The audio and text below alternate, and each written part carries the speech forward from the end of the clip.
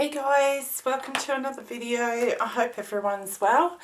I'm going to do a tutorial on the Christmas mini, the cute Christmas mini album that I had made. But first of all, before I get started into that, I just wanted to share some exciting news. I've just become a part of a design team for Scrapware, and they deal in laser, they make laser die cuts. So I have done a couple of projects for them. We've got an expo coming up, and you'll see them on my blog. There's a link on my YouTube channel to get into my blog. But they do frames, dress forms, everything and anything you can think of. They actually cut out. And good quality chipboard too. It really holds the paint well and any mists that you have as well. So let's get started. First of all, I've got these gorgeous flourishes, and this is scrapware.com.au. Now, they will ship international. They haven't got it set up as yet, but they will be shipping international too. Okay, these are gorgeous. I love these ones. Then they've got words. Sorry, fairy tale, magical and enchanted. And these are cute. Happily ever after and far away.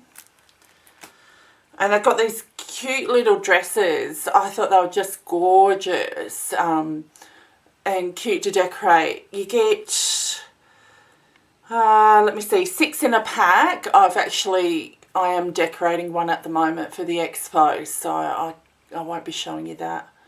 Okay. And this one, I really love this one. It's a cog display. So as you can see there, it's like a frame.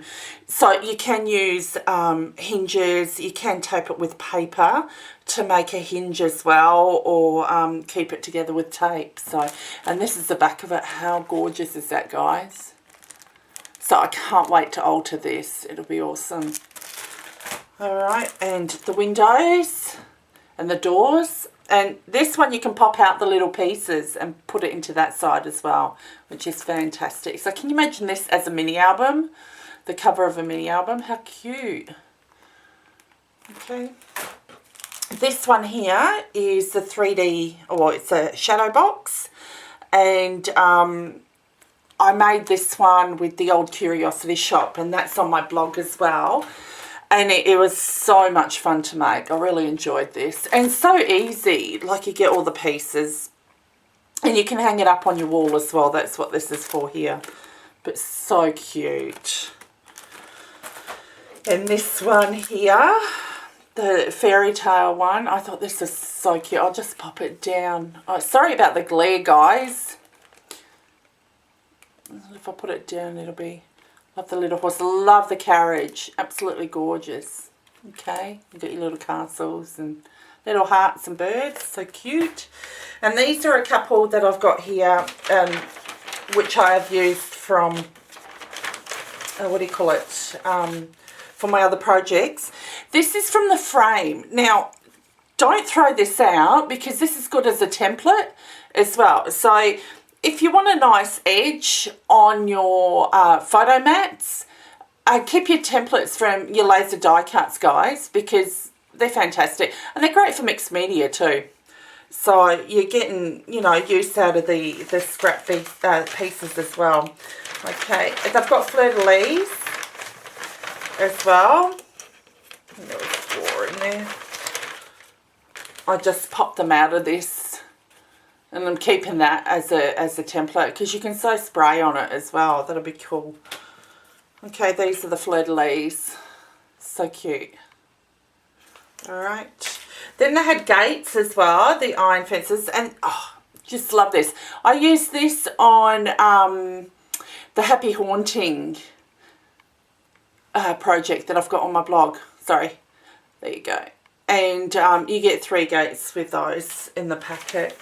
And these little flourishes here, they are so cute.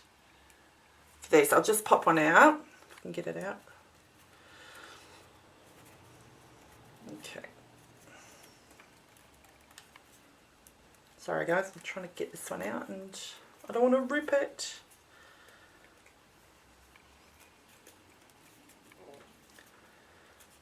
Okay. They are together, so I probably need to get a craft knife to, oh there you go, pop them out. How cute is that? Okay. Alright, and that's not even touching the surface of the die cuts that they have. So, yeah, check them out. There'll be more die cuts going on there. There'll be a blog for it that's been designed, and my camera just flipped, sorry guys. And, yeah, so take a look. I'm just going to move my camera a bit. It's just, there you go. Alright. Yeah, lots of different designs and more coming in. It seems like every time I knock the table it seems to move. Sorry about that, guys. Alright, so that's that. Let's get started on the Christmas mini. There'll be more updates on the laser die cuts. And let's get started on the chipboard mini. Hopefully it'll just stay there, but I have a feeling it might move again. I'm going to be using the Bo Bunny Serenade collection. Absolutely love this. Absolutely love it. I know you guys have probably already seen it. And I've got a 6x6 here. Just stunning papers. They're really nice to see in person. I find sometimes, you know, on camera, you look at it and you go, oh, it's not really that appealing. But you really need to have a look at them in front of you to actually appreciate the designs of it. So, love this collection. And I got the 12x12 as well. And this one is great because you get the sticker sheet with the die cuts and the alphas. And you also get 2 sheets of tags in there as well. And I also, sorry guys, the paper. Also got the die cuts, which are these ones here. So, really love them. Love them. Lots of great pieces, and that's the back of them. Like I said, you guys have probably seen them. Alrighty, so let's get started on the cover. I will do this in 2 sections. Alright. First of all, what we're going to do is you will need to cut your pieces of chipboard. Okay, for the cover, you'll need 2 pieces of 5 3/4 by 6 3/4. And you'll need the spine at 2 inches by 6 3/4. Once again, it depends on how many pages you want to put in there or how heavily embellished you want to have the album. If you're a heavy embellisher, then I would suggest you make your spine wider, which will allow you to have more pages in there. Okay, now because I've got black chipboard, I'm not going to cover the entire section of it. I'll just cut out, excuse me, a couple of pieces of my cardstock, just so that it holds my 3 pieces, my 2 back and front cover and my spine together. Okay, and then I'll cover it with paper. So all I've done is I've cut my pieces, and you can just, you know, you really don't need to, I just kind of eyeballed it. So it'd be 6 3/4 obviously, and then I've got it by, no, 6 3/4 by 6 3/4. So there you go. Okay, so all you're going to do is lay that piece down. And I'll just get my tape. Actually, I'll use my bigger tape because it'll be much easier to do this with. And I'll get this tool. Alright, and I'm just going to put my tape down. Cut it. Can't find my Tim Holtz scissors. Alright. And this is fairly wide tape. Use strong adhesive for this, guys. And, alright. So what I'll do is I'll take this part off and put my centerpiece in, because then I can line up the outer edges. Okay. Now I've got one already made, but this is just to show you on how I do it. So I just kind of eyeball it and try and centre it. Doesn't really matter, because if you have got black cardstock, black chipboard, you'll be putting the paper over the top of it anyway, so you won't really notice it. If you haven't got black chipboard and you're just using raw chipboard or box board or whatever, you will need to measure so that you've got an inch border around each side. An inch, inch and a half. So then that way you can fold it over and the whole thing is covered. Okay. So what I will do is I'm just going to mark on how far I have to, sorry guys, cover that with my tape. Okay. Put my tape on.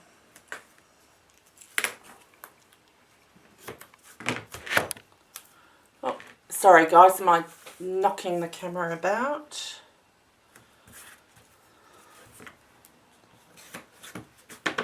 Okay.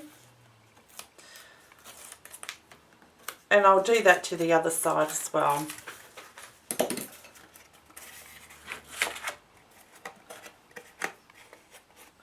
I'll just roughly cut my edges. Now on this one I've left about 1/4 of an inch in the spine area, so it gives me a bit of leeway because my cardstock is thick. That's another thing you guys have to remember as well. Like sometimes I have my my covers closer to each other. There's a smaller gap. You've got to remember that it doesn't matter how much you measure it between the gaps, that it depends on your cardstock, whether you have thicker or thinner cardstock as well. Mine tends to be relatively thick, so that's why it's a lot harder for me to bend over. Okay, so just bear that in mind. You can loosen it by having a wider spine. I don't like that a lot of the times. I like to have mine nice, neat and tight. Okay. Excuse me. Everybody's got their own preferences as to how they like to do their covers. This is the way that I prefer to do mine. So it's up to individual choice, guys. So yeah. All right. So then what you will do is you'll do the same for the side here, and I'll just eyeball that. Okay. And this is, it's relatively easy to make this album. You can also add extra pockets in there, extra flaps on there. If you go back to some of my tutorials and those mini albums that I make, you can actually accommodate those flaps into this album, onto your pages. All you've got to do is the length of it, change the length of it, and you'll be fine, and the width to, you know, the page. So yeah, it's really not that hard. Like I said, you just change the dimensions a bit and it'll fit onto this. Okay. Right. So as you can see, I've got my spine here, and that'll be covered over by my Bow Bunny paper, so you won't see that. Then what I also do is I've cut out another piece, and that will sit in the middle here. Okay, so once I've done that, I will tape that down on either side so I can show you on how I do it. And you would tape all 4 sides and put a strip in the middle, but just for video's sake, I don't want to bore you guys. Okay. Sorry if the light is fading in and out. The sun's coming out and then the clouds are coming over, so it makes it a bit hard when you're filming. Alright, just let me get rid of those.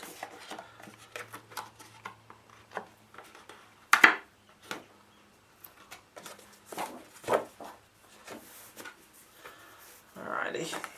And what we're going to do is just layer that on top. Once again, eyeballing it so that it's centered along with the spine. Excuse me. Okay, and then what I do is slowly edge my cardstock. And don't forget as well, don't, if you go against the grain, it makes it a lot harder, against the grain, against the fibres in the paper as well. You'll find when you've got your paper, if you bend it two different directions, you'll find resistance on one side and then really slack on the other side.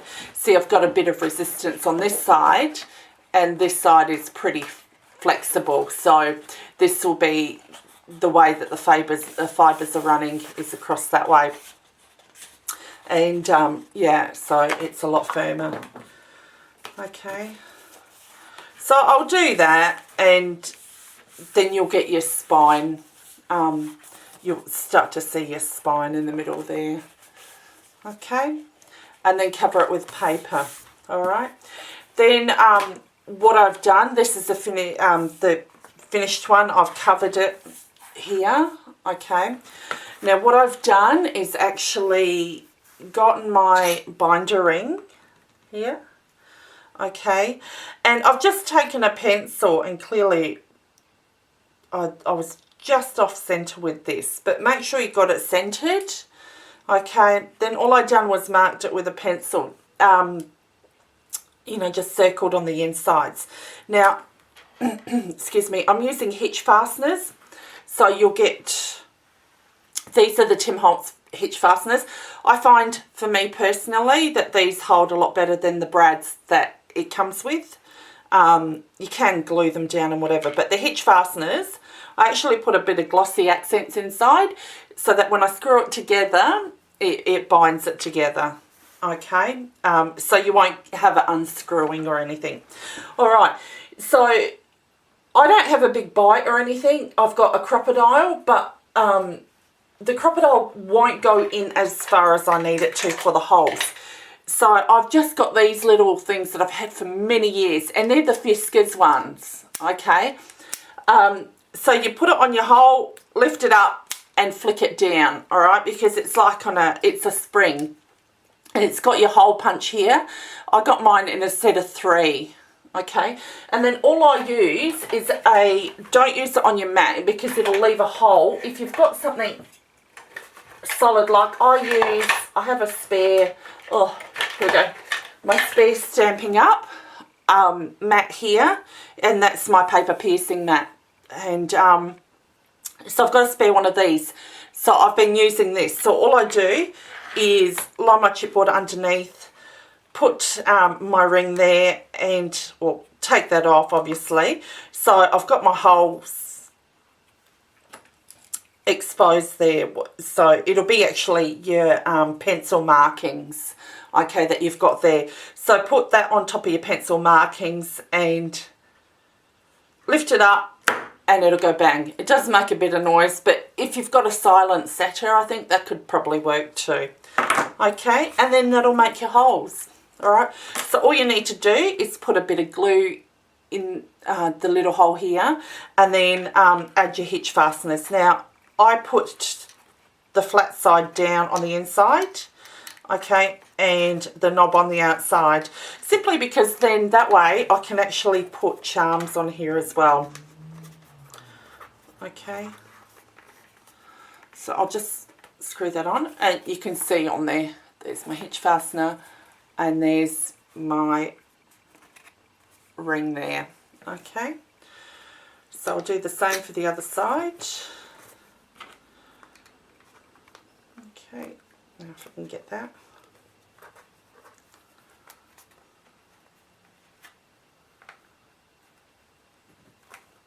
Alright, there you go.